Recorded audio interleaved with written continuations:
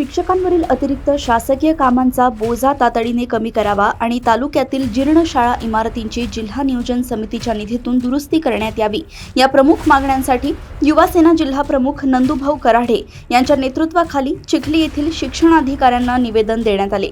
शिक्षकांवर सर्वेक्षण आणि प्रशासकीय कामांचा भार वाढल्याने विद्यार्थ्यांच्या गुणवत्तेवर आणि शिस्तीवर परिणाम होत असल्याचा संताप निवेदनात व्यक्त करण्यात आला। तसेच सकारात्मक निर्णय न झाल्यास तीव्र आंदोलनाचा इशाराही दिला गेला। या निवेदनाची दखल घेत चिखली पंचायत समितीचे गट शिक्षणाधिकारी उमेश जैन यांनी शिक्षण विभाग विद्यार्थ्यांच्या सुरक्षिततेसाठी कटिबद्ध असल्याचे स्पष्ट केले।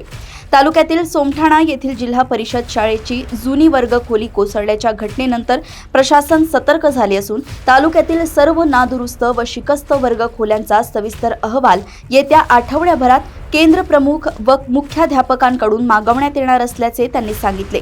गतवर्षी तालुक्यातील 13 शाळांमधील धोकादायक खोल्या पाडण्यास मंजुरी मिळाली असून नवीन वर्ग खोल्यांच्या बांधकामासाठी पुढील 15 दिवसात जिल्हा नियोजन विकास मंडळ किंवा जिल्हा परिषद सेस निधीतून मंजुरी मिळण्यासाठी परिपूर्ण प्रस्ताव वरिष्ठ पातळीवर सादर केले जातील अशी माहिती गट शिक्षणाधिकाऱ्यांनी दिली आहे।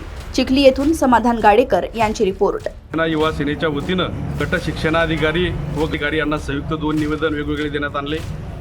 विभागात आम्ही पाहिलं की चिखली तालुक्यातल्या ज्या शाळांना पारितोषिक मिळालेलं आहे त्या गावांच्या सुद्धा शाळा, उदाहरणार्थ त्या गावच्या शाळेत मिळून सुद्धा अशा गावच्या शाळेत 7 खोल्या त्या ठिकाणी शिकस्त आहे त्याला मंजुरात देण्यात यावी करून DPTC मार्फत त्याला निधी उपलब्ध करून द्यावा।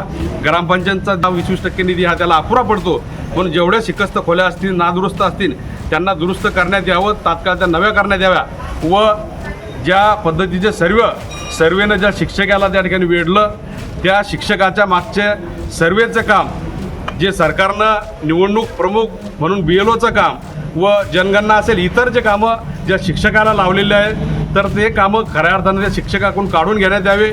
जे लोक, जे मुलं, जे विद्यार्थी खऱ्या अर्थानं D.Ed झाले, B.Ed झाले, उच्च शिक्षित झाले, पदवीधर झाले असे लोक नोकऱ्या मागण्यासाठी त्या ठिकाणी फिरत आहेत तर त्या नोकऱ्या खऱ्या अर्थानं शासन त्यांना देण्यासाठी तयार नाही, तर एक स्वतंत्र यंत्रणा शासनानं उभी करावी व ज्या लोकांना नोकऱ्या नाही अशा लोकांना नोकरी देऊन त्या खऱ्या अर्थानं येणाऱ्याच्यामध्ये नोकऱ्या देऊन त्यांना कामाला कायमस्वरूपी त्या ठिकाणी लावावं।